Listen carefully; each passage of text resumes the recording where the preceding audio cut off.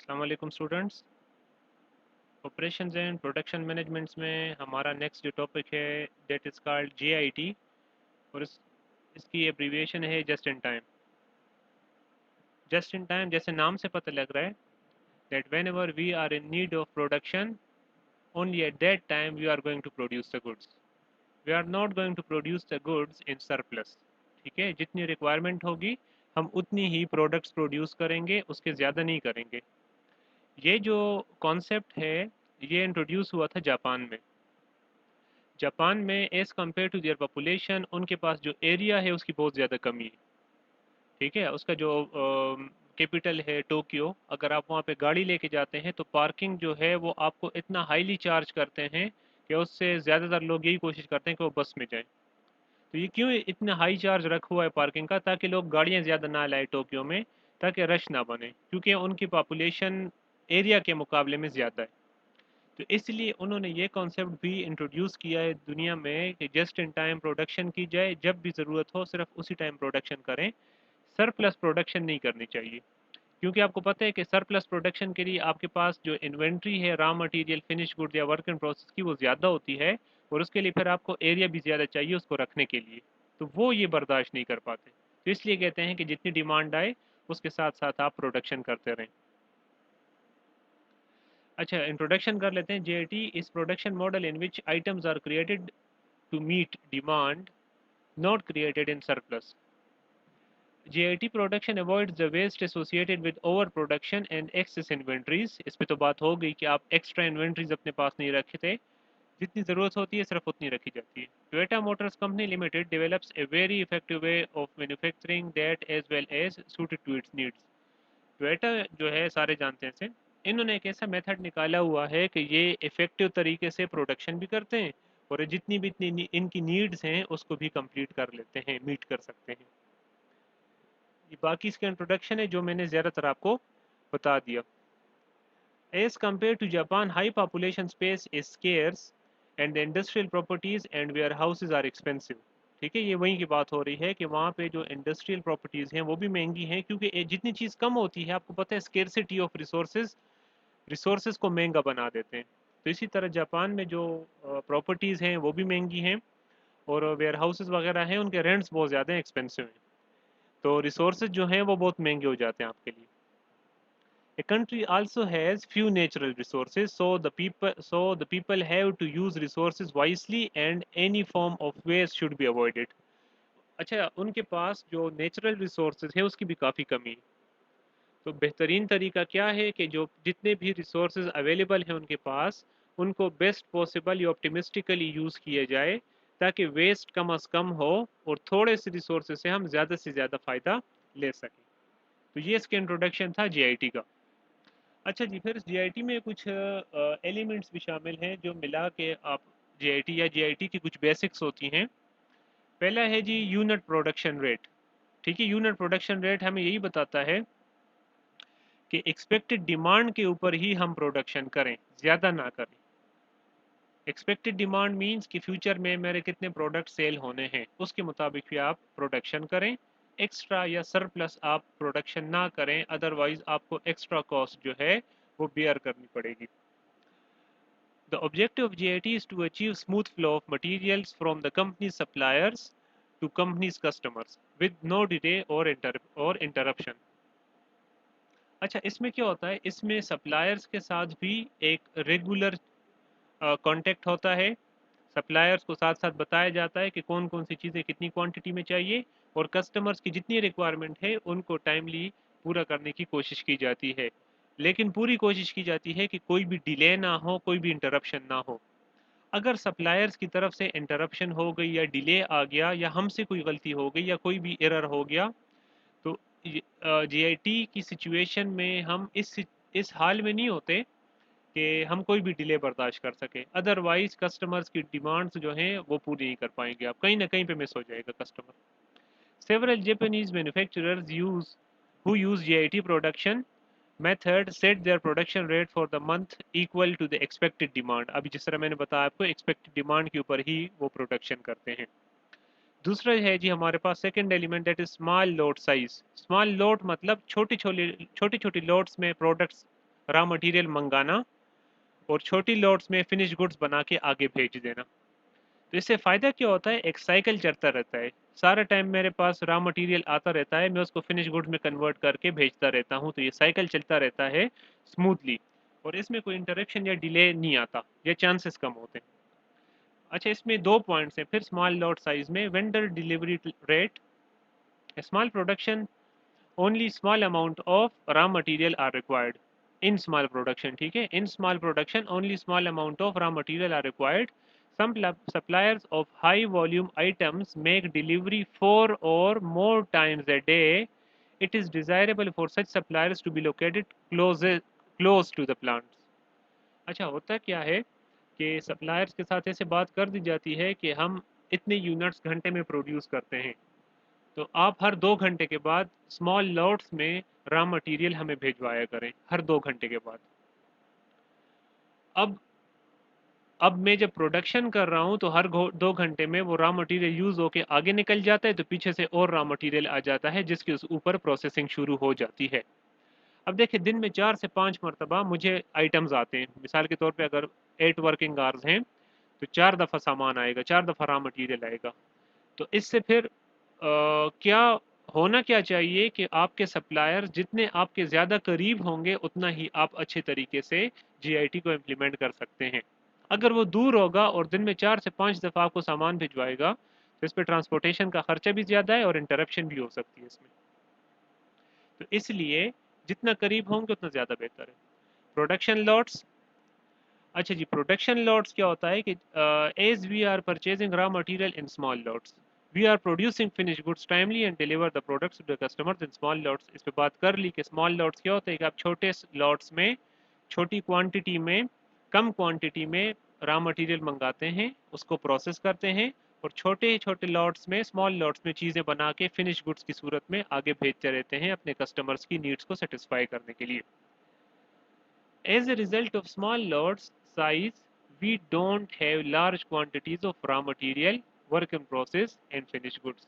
जब lots small होते हैं, ठीक है, तो आपको ज़्यादा इन्वेंट्री रखने की ज़रूरत नहीं होती। इट मीन्स कि आपको ज़्यादा जगह नहीं चाहिए। अब इसमें एक चीज़ है कि अगर आपकी प्रोडक्शन प्रोसेस किसी वजह से डिले हो गई लेकिन पीछे से रॉ मटेरियल आता रहा है, तो फिर आपके पास माल जमा हो सकता है। ठीक है, रॉ मटेरियल की फॉर्म में आपके पास इन्वेंट्री जमा हो सकती है, लेकिन कोशिश यही की जाती है कि किसी किस्म का कोई भी डिले या इंटरप्शन ना हो ताकि स्मूथली काम चल सके। थर्ड पॉइंट है जी, multi skilled workers. Multi skilled workers वो होते हैं जो कि एक काम से या एक डिपार्टमेंट से ज़्यादा डिपार्टमेंट्स में काम कर सकते हैं, या उनको ऑर्गेनाइजेशन की मोस्टली डिपार्टमेंट्स का पता होता है, तो जहाँ पे उनकी रिक्वायरमेंट होती है वहाँ पे उनको भेज दिया जाता है ताकि डिमांड जितनी आपकी एचआर की डिमांड है उसको मतलब एचआर जितने रिसोर्सेज हैं उसको जितना हो सके ज़्यादा से ज़्यादा यूटिलाइज किया जा सके।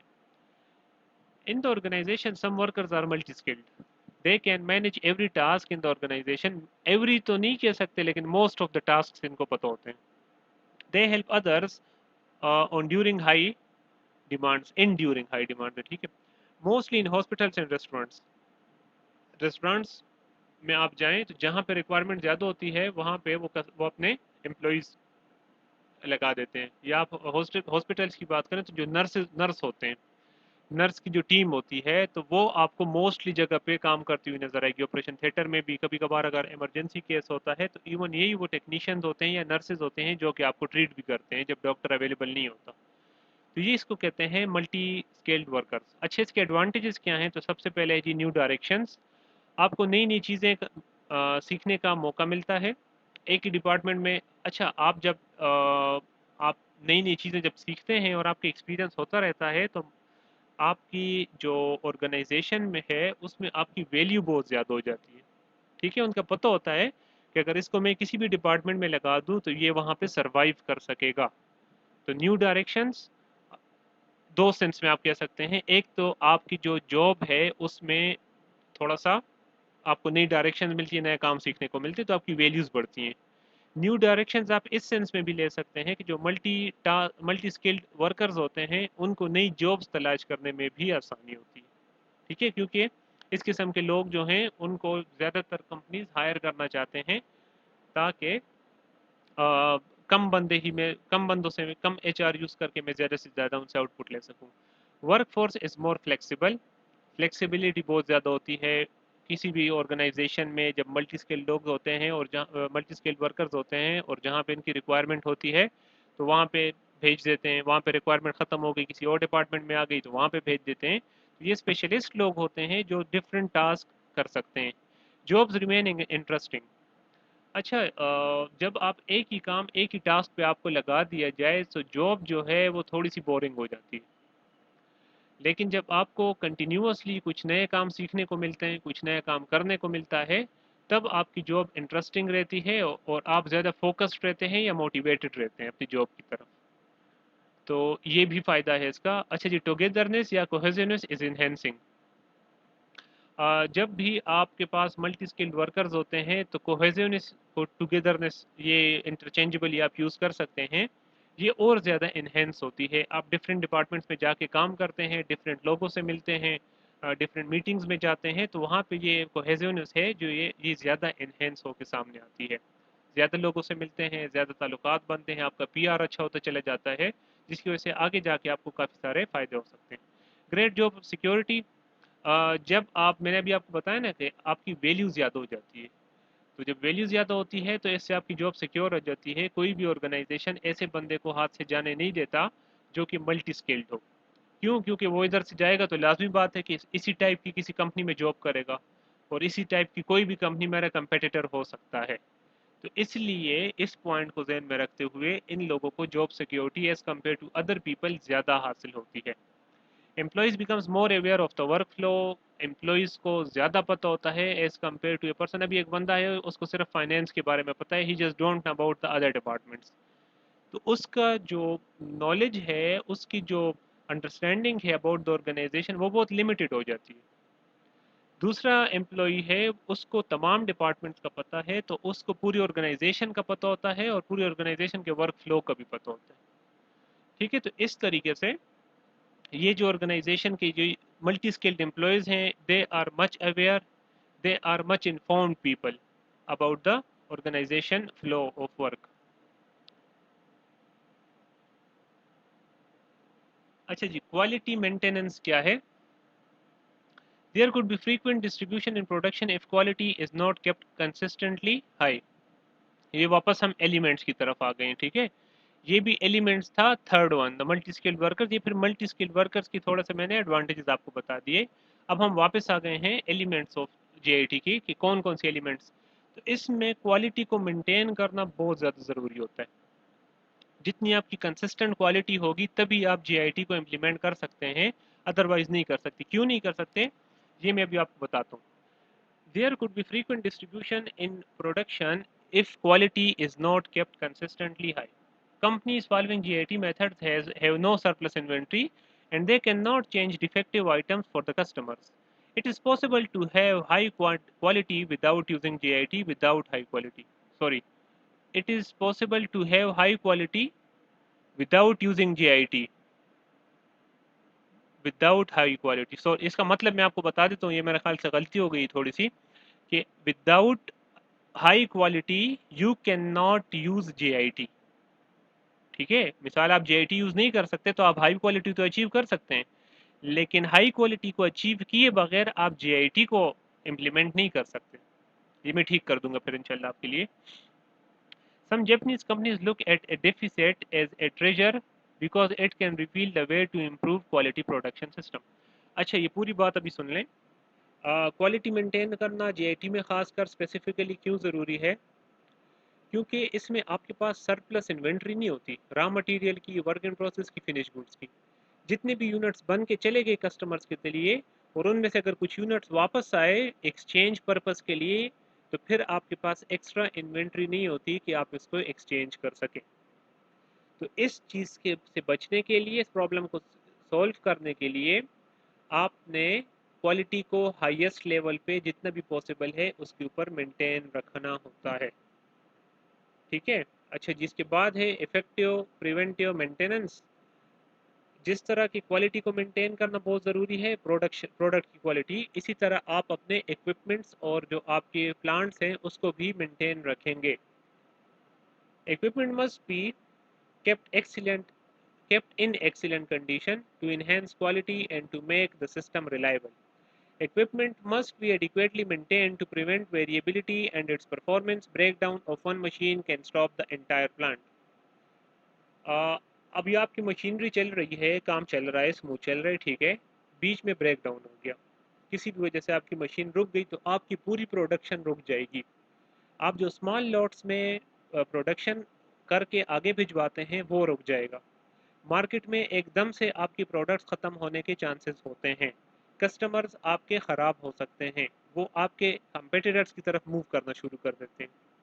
रॉ मटेरियल जितना आता है वो जमा होना शुरू हो जाता है। तो देखें, एक मशीन से उसमें अगर ब्रेकडाउन आ गया तो उससे कितनी प्रॉब्लम क्रिएट हो सकती है। इसी सिचुएशन से बचने के लिए, इस प्रॉब्लम या इस इशू को सोल्यूशन के तौर पे आप क्या करेंगे, आप जितनी भी आपके पास मशीनरी या इक्विपमेंट्स काम कर रही हैं उसको आप मेंटेन कर कर रखें, इफेक्टिव पोजीशन में रखें, ताकि ब्रेकडाउन्स ना हो, ताकि ब्रेक्स ना आए, और जिसकी वजह से आपकी प्रोडक्शन रेगुलर बेसिस पे चलती रहे विदाउट एनी डिले और इंटरप्शन। एलिमेंट्स में जी लास्ट पॉइंट है quick and inexpensive setups. One element that is necessary to make production according to GIT method is the achievement of quick and inexpensive setups. अच्छा, ये होता क्या है, कैसा होता है? The traditional approach is that it is better to produce in large lots yet with infrequent setups. अच्छा, traditionally अगर आप बात करें ना, तो ट्रेडिशनली क्या होता था, मार्केटिंग में आपने पढ़ा होगा, मार्केटिंग की हिस्ट्री में, कि पहले क्या होता था, पहले बस इकोनॉमीज ऑफ स्केल हासिल करने के लिए बल्क में प्रोडक्शन की जाती थी। उनको श्योर था कि सामान बिक जाएगा मार्केट में, क्योंकि प्रोड्यूसर्स कम थे, तो कुछ भी बनाते थे, लार्ज क्वांटिटी में बनाते थे, बस वही चीज़ें यूज़ होती थी। बट नाउ अभी क्या होता है, लोगों की डिमांड जो है वो with passage of time change हो रही है, उनकी रिक्वायरमेंट्स चेंज हो रही हैं। तो ऐसी सिचुएशन को हैंडल करने के लिए अभी आप बड़े लॉट्स में प्रोडक्शन नहीं कर सकते कि मैं बस जितनी प्रोडक्ट्स बना लूँ, बिक तो जाएंगी, but it is going to take a lot of time. पहले होता था बिक जाती थी, क्यों? प्रोड्यूसर्स कम थे।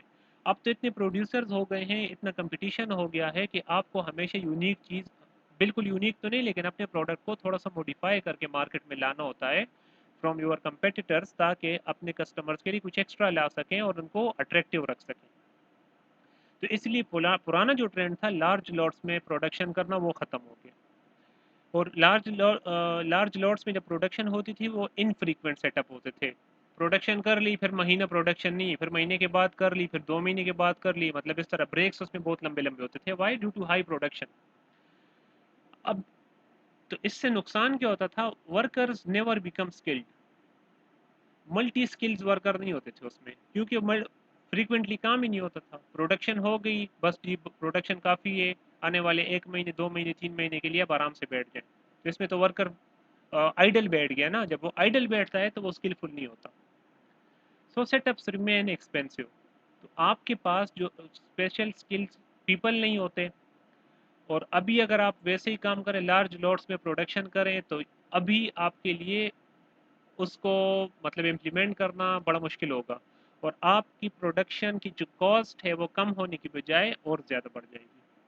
The GIT philosopher said that if the company has frequent setups, the workers will get skills and repeatedly work make workers expert.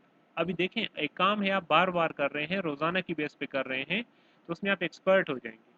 और जब फ्रीक्वेंट काम होता है तो मुख्तलिफ डिपार्टमेंट्स में भी काम कभी ज़्यादा कभी कम होता रहता है, तो आपको मुख्तलिफ डिपार्टमेंट्स में मूव किया जाता है, तो आपकी जो जॉब है वो इनरिच हो जाती है। आपने जॉब इनरिचमेंट पढ़ा होगा, तो आपकी जो जॉब है वो इनरिच हो जाती है, जिसकी वजह से आपके जो वर्कर्स हैं उनकी वैल्यू भी ज़्यादा होती है, वो मल्टी स्किल्ड भी होते हैं और वो एक्सपर्ट भी होते हैं अपने काम में।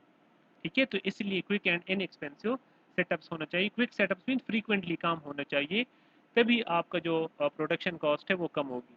अगर आप इनफ्रीक्वेंट प्रोडक्शन करेंगे, लार्ज लॉट्स में करेंगे, तो आपके जो एम्प्लॉयज़ हैं वो एक्सपर्ट नहीं होंगे, और आपके पास बहुत लार्ज क्वांटिटी होगी फिनिश गुड्स की। हो सकता है कि थोड़े नियर फ्यूचर में उन प्रोडक्ट्स की डिमांड ना रहे, तो वो सारा का सारा फिर आपके ऊपर बर्डन हो जाएगा। ठीक है, तो ये था हमारा JIT के बारे में। उम्मीद है आपको इंशाल्लाह समझ आ गया होगा। थैंक यू जी, अल्लाह हाफिज़।